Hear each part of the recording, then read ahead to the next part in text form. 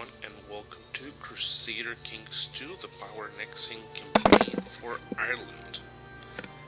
This is a post-recording audio because we had some very interesting issues with the recording in the last couple of days. Apparently the hard drive failed, and I managed to recover most of the stuff. At first I thought that I only recovered part of it, but no, I did recover most of the stuff. So anyway, what we're doing right now is we're gonna fight Denmark for some of the territory that they have inside the Isles. Initially I said, well, I should only do a war to bring one of our family members to power, to give some land. Should have done a holy war. Definitely should have done a holy war, because Denmark doesn't have troops.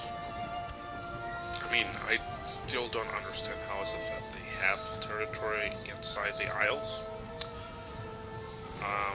But it's probably because they did a land invasion. I'm not sure. I mean, Denmark is not that big in comparison to Sweden or Norway right now, so a little bit surprised that they managed to get that done. But it's Crusader Kings, it happens.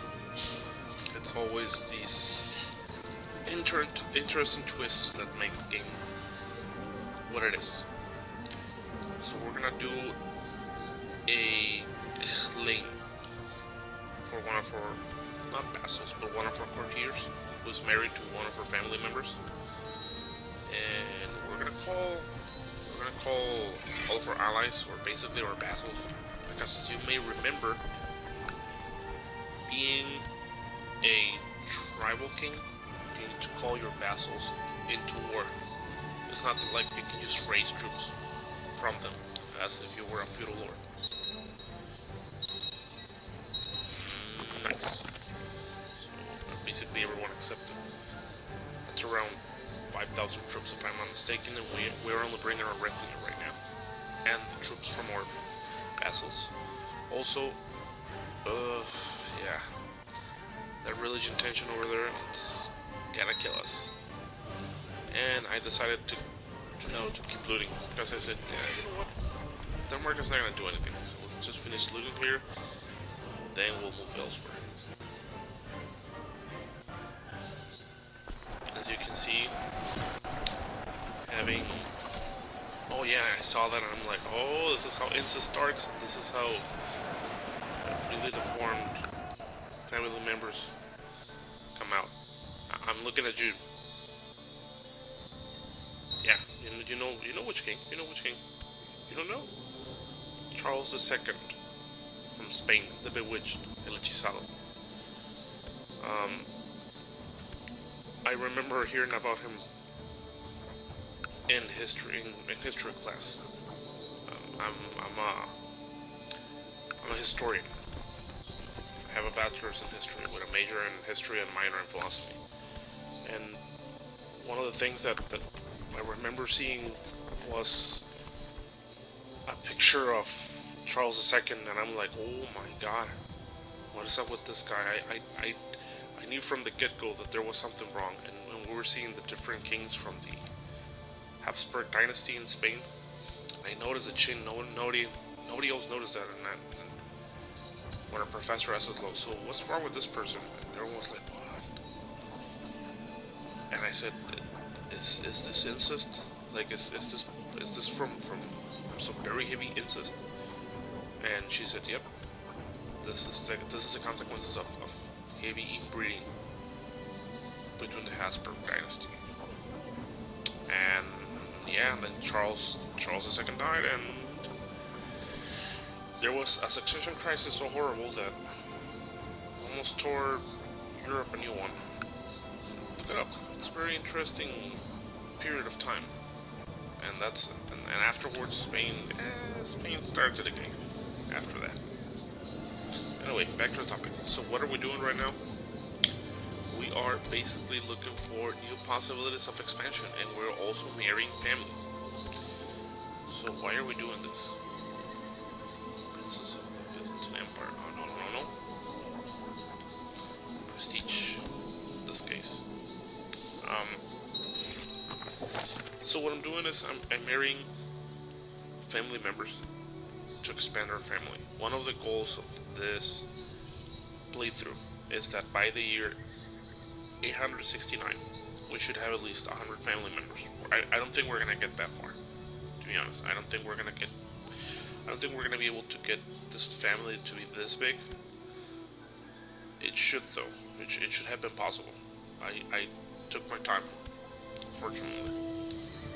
And our king also became celibate. Otherwise, I think we would have continued to have kids. Pretty sure of that. Yeah. To keep converting the heretics. Another objective of this playthrough is no heretics in the Isles. No heretics in the court. No heretic vassals. No heresy as religion. We will crush it, no matter what. Alrighty. So we are finishing up with Denmark. And we're assigning our children some education. Why? Because education is important. Oh, yeah, when I saw it, I'm like, what? The Pope has sent guards and priests to crush down the heretics. I'm like, okay. But you see, that also raised the revolt risk rate an additional 10%. And I'm like, okay, we have an Inquisition now, and this helps me out. So, yeah. Nicely done, Pope. Nicely done. It's not like we haven't had 2 rebellions of around 7,000 troops. That really scared me, because you don't break those very easily if you don't know what you're doing. So believe me, I looked at him like, oh no, we're in a war right now. Please come on. Again, I should have done a holy war though. I should have done a holy war. But the problem with doing that is that we may get Norway and Sweden to drop on us and say, hello neighbor, how are you? How are you? What are you doing? And peace to the trouble county. I looked at this and I'm like, huh. I wasn't sure. I was like, I don't know what county it is. But I mean, it's Connacht. It's the Duchy of Connacht, so it's probably an issue that there was in either one of the countries where he's at, and he brought what's it called? He brought in prosperity or something else that was completely changed. I wasn't sure, and actually now that I think about it, I should be checking on this. Because I think I never checked on it. To be honest, I'll check it on the next playthrough and see what's going on with that. Also, now that I'm thinking about it, I should reconsider doing the Holy Wars. Now that on the current state of the playthrough, we should reconsider it. But you'll see why I haven't put that in place. Once you see the end of this playthrough, you'll see why I didn't go through the whole thing.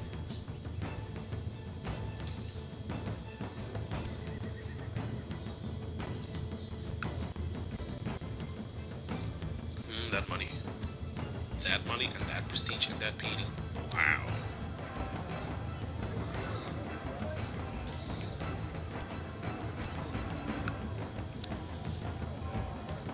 As a matter of fact, I started doing new buildings for the same reason.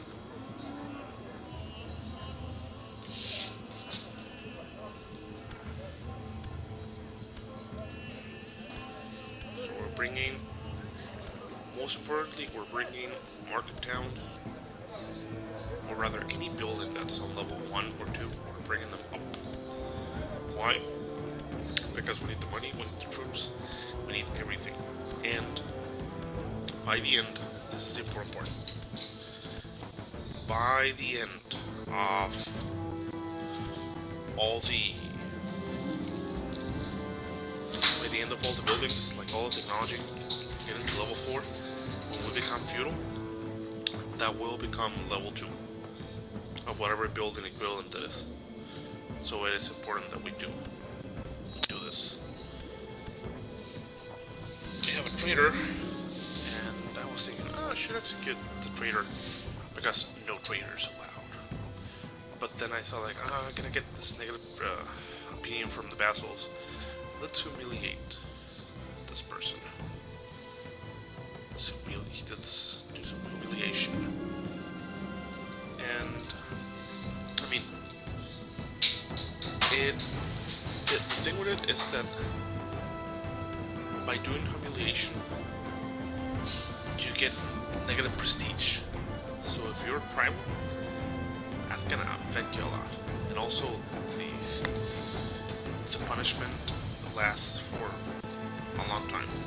If you notice it will last for about a century. So unless you're immoral, I don't think you're gonna forget about that in a lifetime.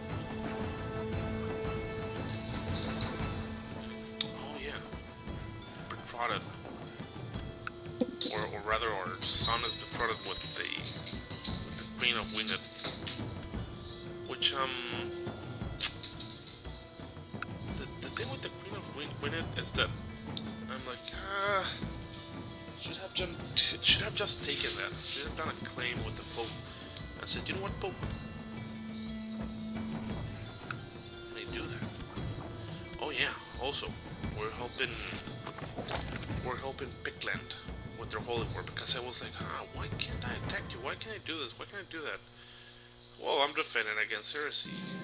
I mean, I'm defending against pagans, and I'm like, what? Pagans? Then I sound like, oh, so you're being invaded. Okay. And I said, let me join your war.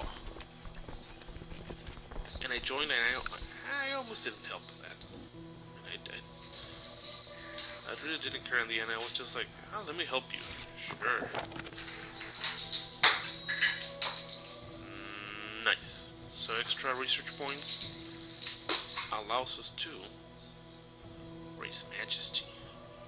Majesty should always be priority number 1 in cultural advances and tolerance and legalism, and then whatever else.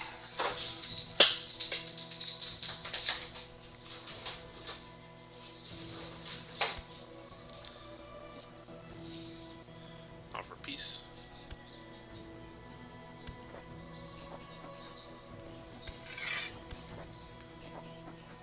They lose another territory. And you know, I was thinking, should I do... Yeah, we're gonna do it in lines.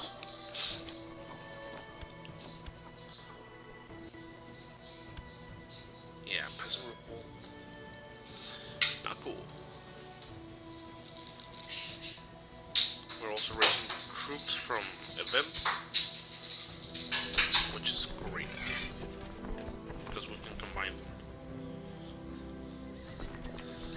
Also, you might have noticed that my retinue is about, well, it's not about, it's more than 3,000. And with the new, here's the thing, by the end of this playthrough, I managed to get the military organization to level 2 and increased the amount dramatically. But the thing was that I needed the prestige and I didn't have it. Also, this guy. Yeah, so the wife died. And now he's married to someone else, but his son is up for dynasty. And we're gonna keep it that way. You'll also see why. Because we have to make a plot afterwards. to kill the second male son. Yep. Another blessed person has passed away. Not a saint, just blessed. It's been interesting. It's only like 50 years of gameplay, and we already have two saints.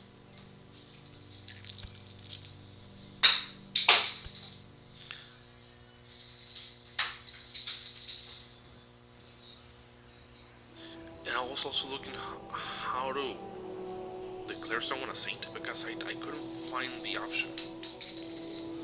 I need to find or I need to research on that because I'm not sure.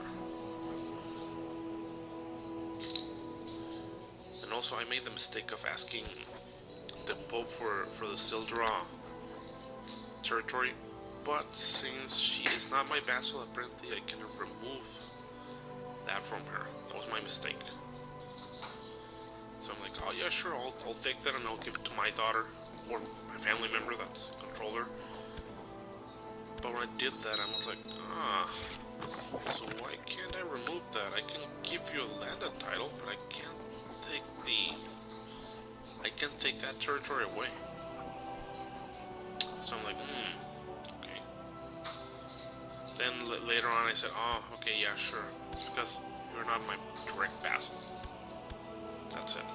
So, yeah, about that. I mean, I could always retract vassalage, and maybe I'll do that. Maybe I'll see if I can do the retract vassalage from her, and do the claim, like push it, so I can take the territory away. If she wants to go to war, go to war. I mean, I don't mind. It's not gonna help her case, but anyway.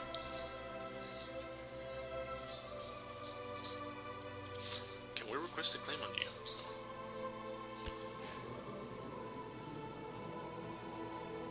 Yes, we can.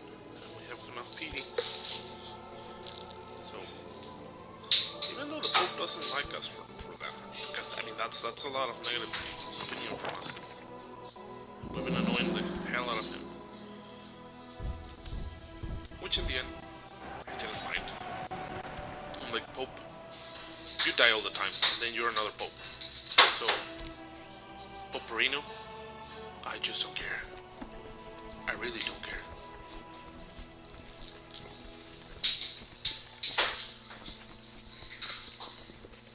And now that we can bring new troops into the fray, okay. Train a couple, that's about it. We still have to train a lot more to get the red team to be. Oh yes, this is when it all started. Yeah, we won the war, and then I said, yeah, you know what? Let's do this clean. Let's do it. Let's push it. Let's get more of Scotland. As you may have noticed, we have most of Wales, Ireland, a chunk of Scotland, and then we still have to inherit Pictland, or not Pictland, but the Duchy, which basically gives us all of Scotland, and then we can make the Kingdom of Scotland. Or Pictland. I don't know which is going to be the name for us. From there on, we need to go to the section that's England and take that from them. Not sure how. Oh, you look at that. She's a heretic. I hadn't noticed that. I did notice it. Oh, calling my vassal. I'm like, okay, it's your funeral. I mean, what are you gonna do? More upgrades, more money. That's 435 a month. Considering that we are not feudal, that's a lot. That's a lot of money. And there we go. Got that. And I was looking, I'm like, should I be able to revoke this? Should I be able to revoke that? Apparently I can, but then negative opinion, I'm like, yeah. Then I'm also looking for the claim on mana. I could do that, or the Isle of Man, if that's your thing, whatever. And I'm like, you know what? You've been good to me, and you have kids that you can inherit. So,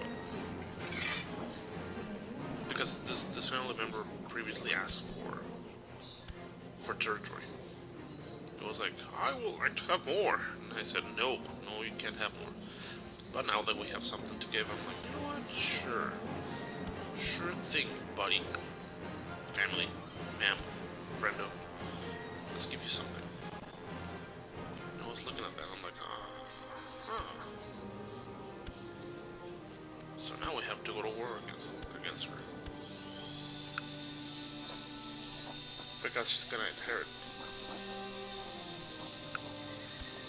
But we can only do a dispute right now, like, due to the distance, so we're gonna have to raise a claim on that territory, so we can take that away.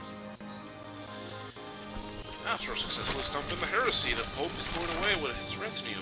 Or rather, his retinue is going away, not the Pope. The Pope is just being the Pope in the Pope land in Rome. And that is how with the heresy. And I did a mistake. I was like, I should do this. And then I'm like, I should have not done the one below. I should have done this one. And I was thinking, can I imprison you? Can I kill you? Can I do something? I'm like, so I did a mistake there. Did a bad one. Oh yeah, about that. See, since we have the Kingdom of Wales, we've been having a bit of a struggle.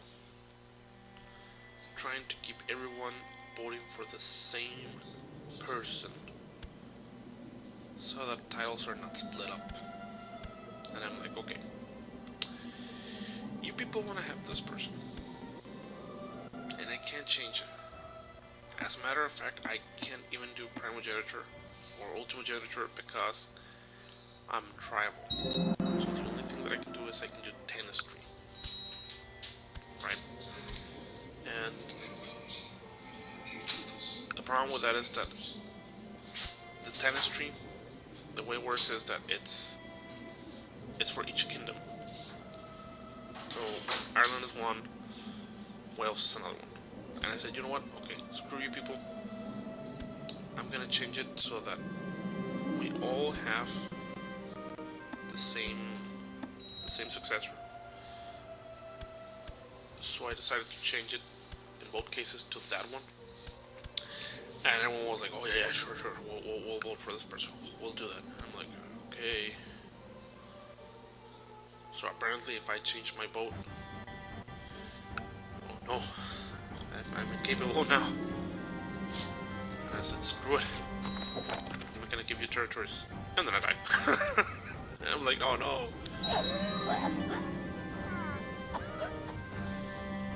So apparently my son was doing some very sketchy stuff. And I was seeing the difference between each one. It's like, oh, some inspired and insightful poet, and the other one is like, yeah, this is a person to be admired. And I looked at the stats and I'm like, what? There's nothing to admire about this person. But anyway, so we have Gwynedd. Or brother or wife is the Queen of Gwynedd, and I'm the king of everything else. But we don't have any children. And that's bad, yo. That's bad. It's completely bad.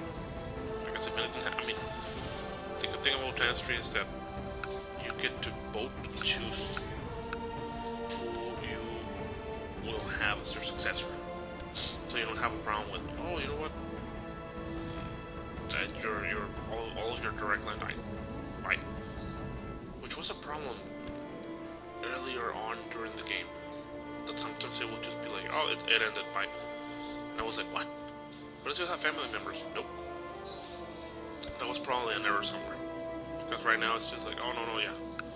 We can figure it out. And have someone that can stay in power.